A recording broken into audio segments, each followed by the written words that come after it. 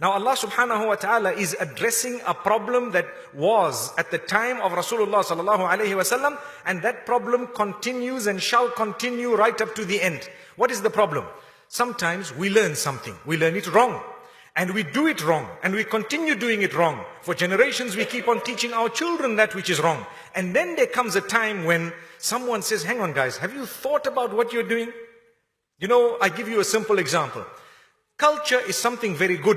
If a person is cultured, they are supposed to be well-mannered. But sometimes culture comes with baggage from before that is wrong. For example, the abuse of a daughter-in-law happens to exist in a lot of cultures.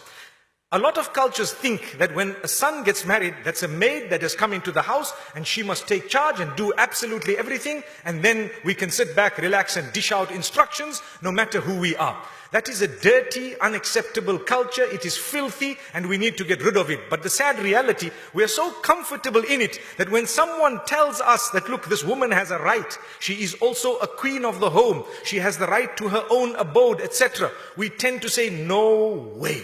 We're not going to take that. This is nonsense. If you leave the house, we're excommunicating you. This is what people say because they're in a comfort zone.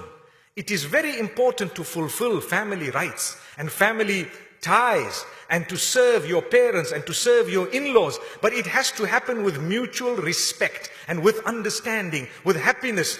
I, through so many years of experience that I have as a counselor who helps people sometimes in their crises, I have found that those who live further away from their parents, in actual fact, have more love than those who live within the home.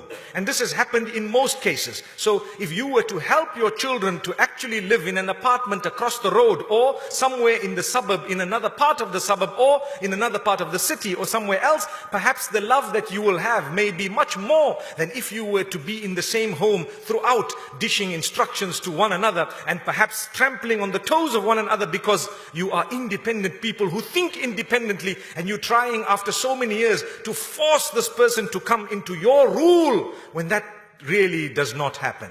May Allah subhanahu wa ta'ala grant us understanding.